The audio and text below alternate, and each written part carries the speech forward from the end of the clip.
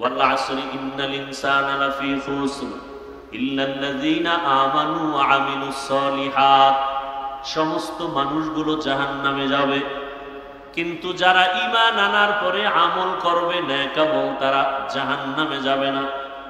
ওয়াত-তিনি ওয়াজ-যাইতুনি ওয়া তুরি সিনিনা ওয়া হাযাল বালাদিল আমিন লাকাদ খালাকনাল ইনসানা ফি আহসানি তাকওয়িম সুম্মা রাদাদনাহু আসফালা সাফিলিন। আল্লাহ চার জিনিসের শপথ করে বলেন, সব মানুষকে আমি বড় সুন্দর করে সৃষ্টি করেছি। সৌন্দর্য যারা ধরে রাখবে না এরা জাহান্নামে চলে যাবে, কিন্তু না, ঈমান আনবে আমল করবে তারা জাহান্নামে যাবে না। ইন্নাল্লাযীনা আমানু ওয়া আমিলুস সলিহাতি কানাত লাহুম জান্নাতুল ফিরদাউসি নুজুলা। আল্লাহ বলেন, জান্নাতের মধ্যে সর্বোত্তম জান্নাত জান্নাতুল ফিরদাউস। আমি আল্লাহ তাদেরকে জান্নাতুল ফিরদাউস দান করব যারা ঈমান আনার পরে নেক আমল করবে। তাহলে আমলের প্রয়োজন আছে না নাই? আবার এই আমল সময় খুবই কম, এই আমল আবার দুই ভাগে ভাগ করা, নেক আমল আর বদ আমল। নেক আমল আর বদ আমল। কথা বলতে এক তো সময় কম, দ্বিতীয় সামনে আবার মিডিয়ার অনেক পর্দা লাগানো। এখন আমি মনে হয় কবরস্থানের দিকে অন্ধের মতো কথা বলতেছি, তো আপনারা আওয়াজ দিয়েন। মনে হয় পর্দার আড়াল থেকে আমি কথা বলবো, আপনারা আওয়াজ দিলে বুঝবে এখানে মানুষ আছে। বুঝেন না কথা? তাহলে আমল দুই ভাগে ভাগ করা, নেক আমল আর বদ আমল। নেক আমল কি? ফরজ, ওয়াজিব, সুন্নাত, মুস্তাহাব, সুন্নাতে জায়েদা, মুআক্কাদা, ফরজে আইন, ফরজ আলাল কিফায়া। বদ আমল কি? হারাম, নাজায়েজ, মাকরু, তাহরিমি, তানজি, শিরক, বিদআত, কুফর, গুনাহে সগীরা, কবিরা, এগুলো সব বদ আমল। আবার এই বদ আমলও দুই ভাগে ভাগ করা, ফাহশা আর মুনকার। ইন্নাস সালাতা তানহা আনিল ফাহশাই ওয়াল মুনকার ওয়ালা যিকরুল্লাহি আকবার। আল্লাহ বলেন, নিশ্চিত নামাজ মানুষকে পাপের জগৎ থেকে মুক্ত করে দিবে। কার ওয়াদা? জোরে বলেন, ওয়াদা কার? আল্লাহ। তাহলে নামাজ অবশ্যই পাপের জগৎ থেকে মানুষকে পবিত্র করে দিবে। এই পাপ বলতে কিছু আছে ফাহশা, কিছু আছে মুনকার, দোনোটাই বদ আমল। তবে ব্যবধান, ফাহশা এমন বদ আমল যেগুলো বুঝার জন্য কোনো দলিল লাগে না, বিবেক বুঝে ফেলে, দলিল আছে, দলিল পর্যন্ত যেতে হয় না। মুনকার এমন বদ আমল যেগুলো দলিলের ভেতরে না ঢুকলে সমাধান হয় না। যেমন মিথ্যা বলা নেক আমল না বদ আমল? বলেন। এটা বুঝার জন্য দলিল লাগবে? দলিল আছে। ওয়াইলু ইয়াউমাইযিল লিল মুকাদ্দিবিন, ওয়াইলু ইয়াউমাইযিল লিল মুকাদ্দিবিন। মিথ্যাবাদীর জন্য জাহান্নাম। তো কেমন জাহান্নাম? ওয়াইল নামক জাহান্নাম। জাহান্নামের স্তরের মধ্যে মারাত্মক ভয়ঙ্কর জাহান্নাম হলো ওয়াইল নামক জাহান্নাম। মারাত্মক। জান্নাতের মধ্যে শ্রেষ্ঠ জান্নাত জান্নাতুল ফিরদাউস, আর ভয়ঙ্কর জাহান্নাম ওয়াইল। কার জন্য? কয় মিথ্যা যারা বলে তাদের জন্য। মিথ্যাবাদীর জন্য ওয়াইল নামক জাহান্নাম। আর কার জন্য? যে আয়াতে আল্লাহ বলেন নামাজ মানুষকে পাপের থেকে ফিরাবে, আল্লাহ আর আয়াতে বলেন কিছু কিছু নামাজি আছে এরা ওয়াইল নামক জাহান্নামে যাবে। নামাজ পড়িয়াও জাহান্নামে যাবে। আরাআইতাল্লাযী ইউকাযযিবু বিদ্দীন ফাযালিকাল্লাযী ইয়াদউল ইয়াতীম ওয়া লা ইয়াহুদ্দু আলা তাআমিল মিসকিন। এরপর কি? ওয়াইলুল লিল মুসাল্লিন। মুসল্লি যারা নামাজি এদের জন্য ওয়াইল নামক জাহান্নাম। তাহলে নামাজি মুসল্লি ওয়াইল নামক জাহান্নামে যাবে। কোন নামাজি মুসল্লি? বড় কঠিন ব্যাপার। নামাজ মানুষকে পাপ থেকে ফিরাবে, বিনা হিসাবে জান্নাতে যাবে, আর সেই নামাজ মানুষকে ওয়াইল নামক জাহান্নামে নিবে। কঠিন ভয়ঙ্কর জাহান্নাম, ওয়াইল নামক জাহান্নামে। আর কারা যাবে? ওয়াইলুল লিল মুতাফফিফিন, যারা ব্যবসা করতে গিয়া কাস্টমারের সাথে মাপে উল্টা পাল্টা করে, ভেজাল করে, এরা ওয়াইল নামক জাহান্নামে যাবে। আর কারা? ওয়াইলুল লিকুল্লি হুমাযাতিন লুমাযা, যারা মানুষের দোষ পেছনে বলে আর একজনের দোষ করে নাই বানাইয়া অপবাদ দেয়, এই ওয়াইল নামক জাহান্নামে যাবে গীবত শিকায়াত করনেওয়ালা। বড় কঠিন। আপনারা যারা মক্কা মদিনায় গেছেন তারা দেখছেন চোখে, আর যারা শুনছেন, ওখানে সারা দুনিয়ার মুসলমান আসে না আসে না? কথা বলেন। ওখানে আসে সব লাইনের মুসলমান। বলে কেমন? কয়েকজনে কেবলার দিকে পাও দিয়া ঘুমাইছে, একামত হয়ে গেছে, নামাজে দাঁড়ায় গেছে, অজু টজু আর লাগে নাই, দিল পরিষ্কার, কিসের অজু, নামাজে দাঁড়াইছে। আর একজনে ইমাম সাহেবের কেরাত চলতেছে, নামাজে বসে পকেট থেকে মোবাইল বের করে কথা বলতেছে। বলে পকেটে মোবাইল রেখে আবার নামাজ ঠিক আছে, এখনো নামাজ যায় নাই। আর একজন বুকে হাত বাঁধে, কেউ নাবির নিচে, কেউ সাইরে দিয়া দাঁড়ায় থাকে, নামাজে দাঁড়ানো অবস্থা। আর একজন দেখলাম সেজদায় যাওয়ার সময় পকেট থেকে একটা কাঠের টুকরা বের করে কপালের নিচে দিছে। ইবলিস সেজদা দিয়া জমিন নাপাক করছে, অতএব ওই জমিনে কপাল ঠেকাই কেমনি? এটা কাঠের টুকরা বের করে। আমাকে বলেন, মক্কা মদিনায় সব মতাদর্শের মুসলমান এসে নামাজ পড়ে, কোনো ঝগড়া, দ্বন্দ্ব, গীবত শেখায়াত, মারপিট? সোনার বাংলায় এত বরকত, পিটাপিটিটা কেন, ঝগড়া কেন? আমার দেশে এত ঝগড়া কেন? টুপি নিয়ে ঝগড়া, হাত নাবিতে না বুকে বাঁধবে নিয়ে তর্ক বিতর্ক, আছে না নাই? সব ঝামেলার কারণ একটা, অন্তর ঠিক নেই। কি ঠিক নাই? বলেন না কেন? শরীরের ট্রিটমেন্ট করে, ডাক্তার দেখায় অসুস্থতার জন্য। এই শরীরটাকে ঠিক রাখার জন্য, পরিচালনার জন্য একটা মেশিন আছে, রূহ। কি আছে? আপনারা ঢাকার শহরে ঘুরবেন, বিভিন্ন বিলবোর্ডে দেখবেন, পত্রিকায় দেখবেন, অ্যাড দেয় কি? দিনকে বদলে দাও। কিকে বদলে দাও? দিন বদলে দাও। দিন, সারা দুনিয়ার মানুষ স্লোগান দেয়, দিনকে বদলে দাও। আর সমস্ত আহলে হক উলামায়ে কেরামের স্লোগান, দিলকে বদলে দাও। দিল। কিয়ামত পর্যন্ত দিন বদলালে লাভ হবে না, যতদিন পর্যন্ত দিল বদলানো না হবে। এই দিলকে বদলানো মানে দিল বাইর করে আর একটা দিল ঢুকাবে না, দিলের কালার পাল্টাইতে হবে। দিলকে পরিবর্তন করার এই ওয়াজ মাহফিল, আল্লাহওয়ালাদের মজলিস হলো অপারেশন থিয়েটার। আহলুল্লাহদের সোহবত, আল্লাহওয়ালাদের নজর, আল্লাহওয়ালাদের নজরের মধ্যে পাওয়ার আছে, আছে না নাই?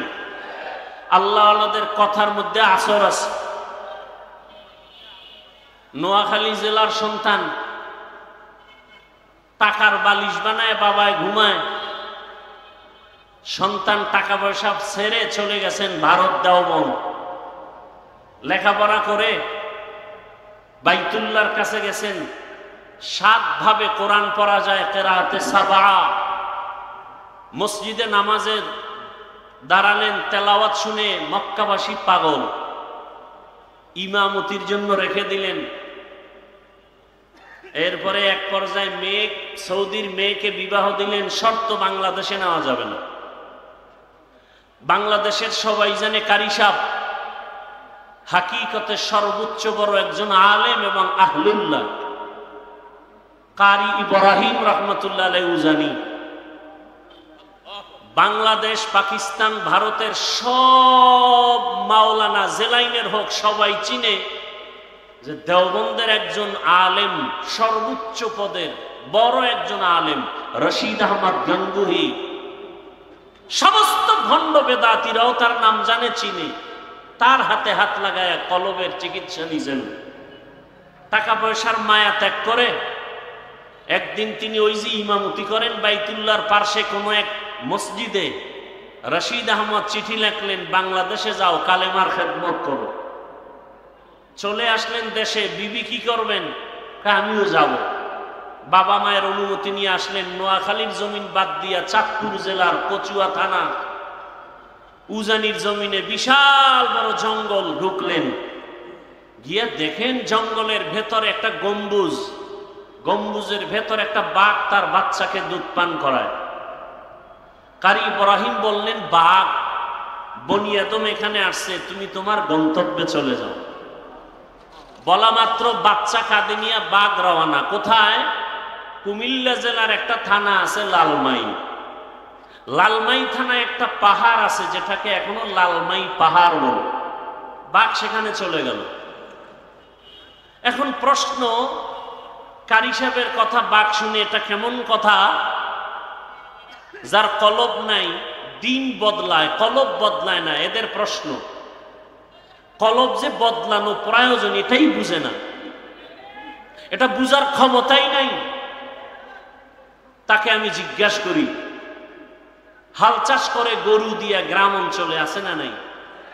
ওই চাষিরা মেট্রিক বিএ পাস না সাধারণ মানুষ? এই মানুষগুলো যখন গরুকে হুকুম করে মানেনি, গরুকে যখন ডানে যাইতে বলে যায়নি, বামে যাইতে বলে যায়নি। একটা কৃষি কাজ করে সাধারণ মানুষ বেনামাজি, ওর কথা যদি গরু শুনে, আল্লাহর ওলির কথা বাঘ শুনবে না কেন?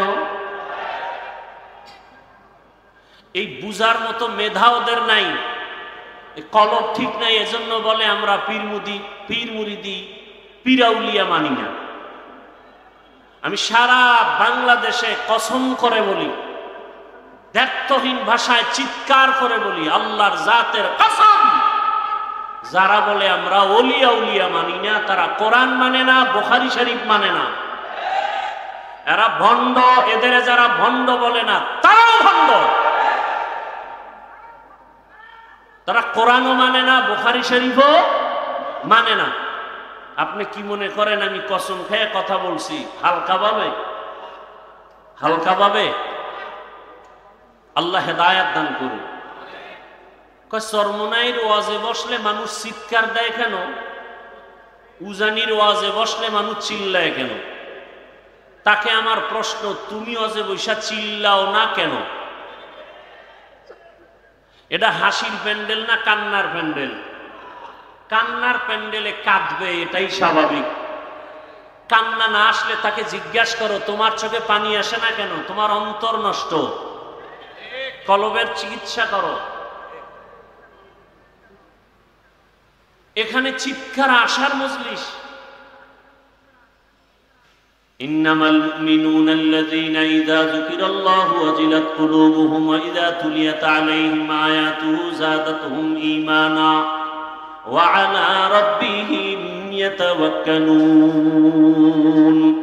একজন আয়াত পড়া বয়ান করে, আল্লাহ কইছে কলবের মধ্যে কম্পন হবে জিকিরের আওয়াজ আসলে, তেলাওয়াতে কলবের ঈমানের পাওয়ার বাড়ে। তাহলে কলবের মধ্যে কম্পন হবে, শরীর লাফায় কেন? প্রশ্ন সেখানে আবার, কেন? দিল ঠিক নাই। ভূমিকম্প হয়নি সোনার বাংলায়? যারা জানেন তারা বলেন, ভূমিকম্প যে হয় ঢাকার কোন এক জায়গায় বা নেপালে ভূমিকম্প হয়েছে বা কক্সবাজারে হয়েছে, ঢাকার শহর কাঁপে না কাঁপে না? কাঁপে। কক্সবাজারের ভূমিকম্প হলে ঢাকা কাঁপে কেন? আর সেই ভূমিকম্পটা জমিনের উপরে হয় না ভেতরে? বলেন তো, নিচে হলে উপরে কাঁপে কেন? বিল্ডিং কাঁপে কেন? ঠিকই আল্লাহর মুহাব্বত আর মারেফতের নূর সিনায় আসার পরে কলবে জালজালা হলে বডির মধ্যে এটার আসর শুরু হয়ে যায়। ইয়া ইলাহি মুঝসে মুঝকো দূর কর, তাকে দেখো মুঝ মে তুঝকো এক নজর। ইয়া ইলাহি তু মেরা মাবুদ হ্যায়, ইয়া ইলাহি তু মেরা মাশুক হ্যায়। এজন্য আল্লাহর সাথে যারা মোলাকাতের চিন্তা করবে তাদের জন্য কর্মসূচি দুইটা। আল্লাহর সাথে মোলাকাত করার আশাই নেই। কেন? আল্লাহর সাথে পরিচয় নেই। আল্লাহকে নাস্তিকরা তো বলে যাকে দেখি না তারে মানিও না। আল্লাহকে কেন দেখার চিন্তা নাই, আল্লাহকে চিনি না। আল্লাহকে চিনার জন্য কোথায় যাও? বলে আমেরিকা, লন্ডন কয় না। ওয়াফি আনফুসিকুম আফালা তুবসিরুন।